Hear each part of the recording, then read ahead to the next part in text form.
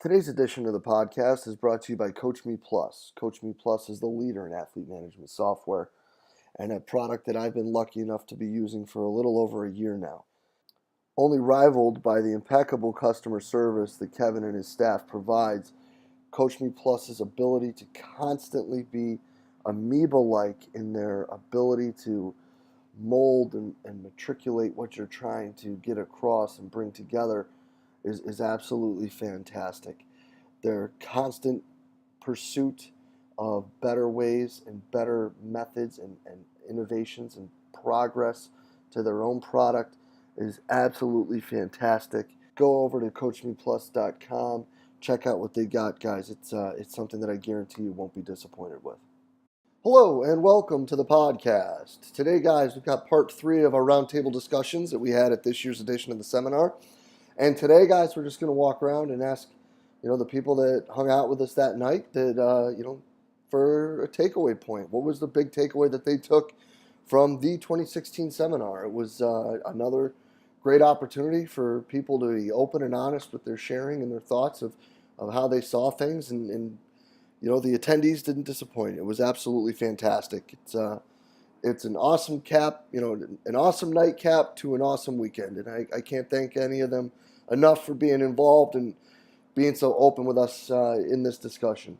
Guys, I hope you enjoy this talk as much as we did, putting it all together. Let's get right to it. It is. So we're back. Abby, you're going first. And come here, Ab. So the next question that we're going to ask the people that were here is, since we just saw 8 really impressive lectures over the last 24 hours, what are 1 or 2 take-homes that when you walk into your weight room on Monday, you will be able to utilize, or the 1 or 2 things that changed you as a coach? Honestly, that the best of the best are doing it simple, and that's what we need to do so that our athletes understand it and we don't make it too stressful and too confusing for them. That's an awesome answer. You can go back to notebook now. Thank you very much. All right, we're going around. So here we go.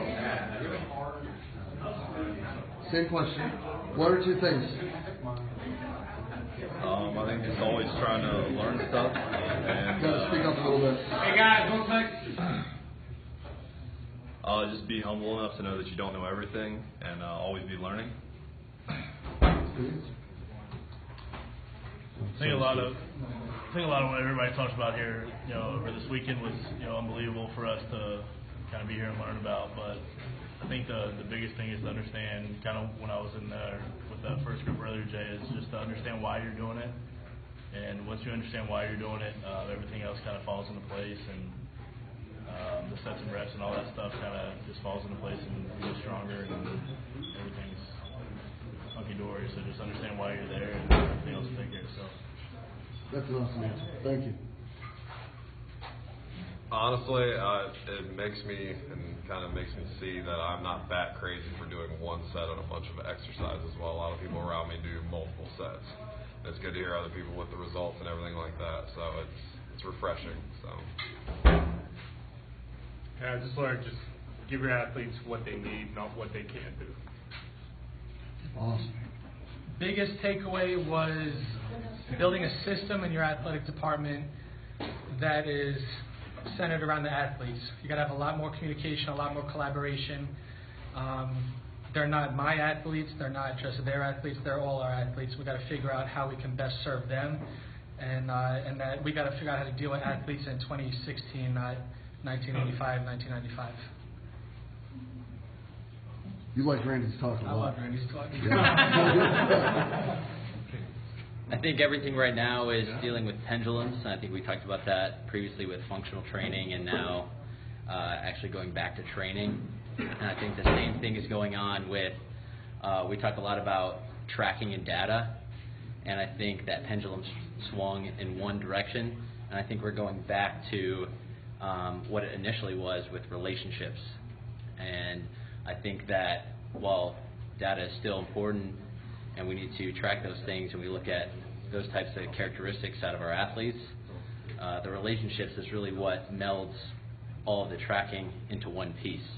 So I think that pendulum has swung back the other way, and I think that's the biggest thing that I heard this year compared to last year is we talked about data, but we brought it all back to how we can connect and create relationships with the staff and the athletes to get the best results. Well, that's a great answer, Jay. Thank you.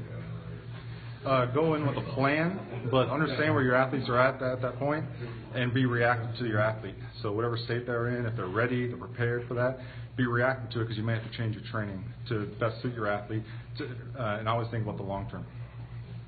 Great answer. We might have science behind us, but if we don't have a culture or like supporting system with a head coach and athletic trainers, we're not getting most out of it. So, get the relationship with the coach, coaching staff, and athletic trainers.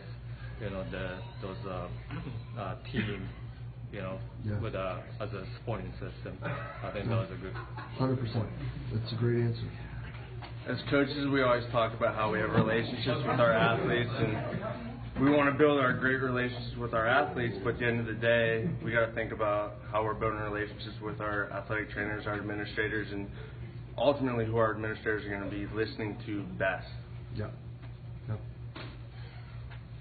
I think there's a lot of amazing information out there. We do need to understand context and how to apply it to our own situations where we all work, because it's all going to be different for everybody. That was a great takeaway for me. That's a great answer. Thank you.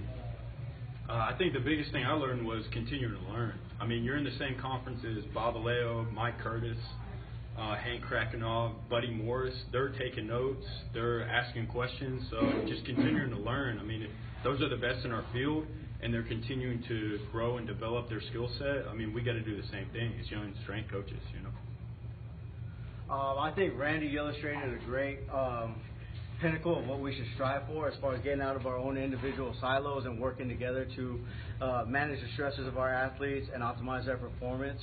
And then you heard Alex talk about taking into context. We all have different challenges at different institutions. No one's the same. So we got a great variety of information, and we have to definitely critically think and analyze that and see what we can apply to our own situation. And that's the biggest takeaway for me. No, that's a great answer. I like what Carl had to say about digging deeper and continue to dig deeper all the time, and hopefully even feel dumber every day so you continue to still dig deeper. So that's what I like. 100%. The biggest thing that I took away was if you have a plan A, you should also have a plan B, you should also have a plan C, plan D, all the way through, and never just be sure of what it is that you're going to do, reassess, and make sure once you do that reassessment that you are constantly checking on your athletes and monitoring to make sure that what you're doing at the individual time that's being done is updated and is on track with what needs to be done. Awesome. I think the main thing I learned was that we'll all have a system, and it's important to stay open and keep trying to develop that system, not just sort of stay with the status quo, but try and open yourself up and look at new ways of trying to develop it on and move on, and also not to over-volumize athletes, quality over quantity. Brilliant. Yep. Thank you. I took away that there's a lot of technology out there. As technology is advancing, we want to add that into our program. But while we also want to add that and create new elements, we also need to stay true to what our program is and what is within our budget. No, just to kind of reiterate, sticking to the basics in a world that is so incredibly technologically advanced, and there's a ton of money, and you also have your social media, not getting caught up in the hype and some of the BS that surrounds it, but sticking to the basics, the things that we know that work, and looking at the science behind what we're doing so that we have the right reasoning for what we're doing is still a big deal. Awesome. That people like Hank and Buddy exist, and that I don't know anything compared to those guys, and then come to a place, a seminar like this, where I can just walk up and ask a question, and Buddy can say, that's effing dumb. It's pretty cool. It's a dumb idea. Or Hank says that's crap. That's pretty cool. So it makes me just want to do what Carl talked about, dig deeper, to find more answers. Maddie? I think on more of a practical note, looking at Hank's lecture and kind of focusing on the first aspect of it, which was about the hamstring training. Looking at each exercise you're doing or each aspect of your program and really thinking a little bit more in depth about how it relates to the competition exercise and how it's actually going to relate to performance enhancement or injury prevention. Sorry about the light, dude. It's 9 o'clock. It's almost 10 o'clock in Virginia. We're doing our best. Two things. First and foremost, the biggest takeaway is of all the technology that's out there, the best technology has been said already is building relationships. You build relationships, and don't do a disservice to your athletes by being a cut and paste trainer. Do what's relevant for your athletes and your institution with your skill set and your situation. That two things. One, the return to play kind of protocols. Sometimes we maybe can be a little bit more aggressive with people that are going through some rehab things, as long as we're paying attention to it. But then two, when Buddy said, that's what I love about here. Buddy said, no, what wasn't Buddy? It was Derek. He said he wished he would have had more time. I wish he would have asked more from Charlie. If there's somebody there, the thing about everybody that spoke here and everybody's here, just visiting, everybody's an open book. So if you call a coach, want to get an answer from them, they don't usually have time for you, probably not somebody you want to get information from anyway. So don't be afraid to talk to people and learn, because good coaches want other coaches to learn. No doubt. It's a great answer, Thomas. Danny? Sorry about that. To piggyback off of that, a lot of people have a lot of resources around here, but one resource that folks don't often invest in is bringing in good quality education.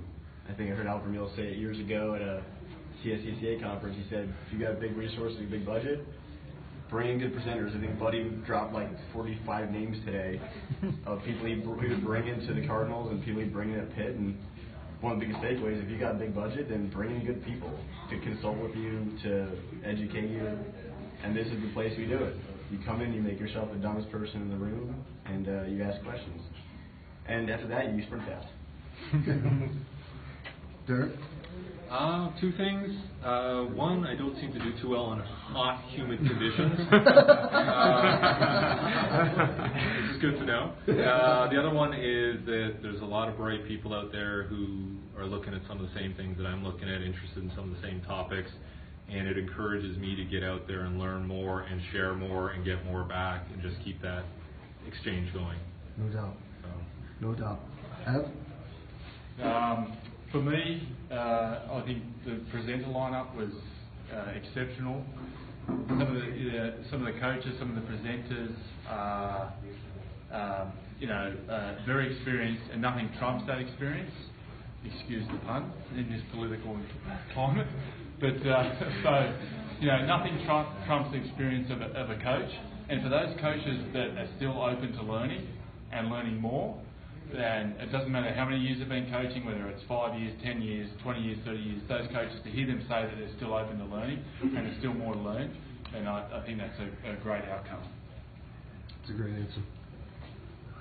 I think I would take home this is probably one of the best, most interactive conferences I've gone to, and I would recommend it to anybody. B, I would vote for Buddy if he ran for president. And C, I need to listen to my athletes a little bit more, other than the stress, that there's a lot more stress going on than what I place on them on a daily basis. So, the girlfriend and the parents and things like that can actually affect training a lot more than what I'm putting on them on a daily basis. Thank you, man. Thank you.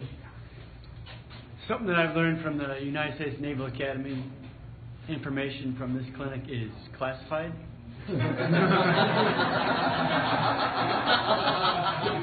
So make sure you are here in 2017.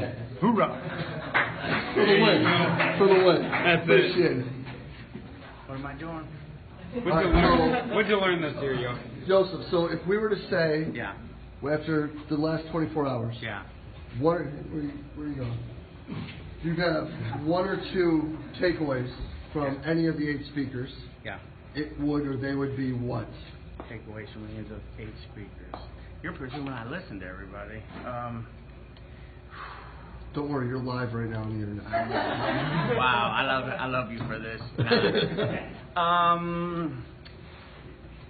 I liked what Derek talked about with talking about the different forms of stimulation in various forms for the body.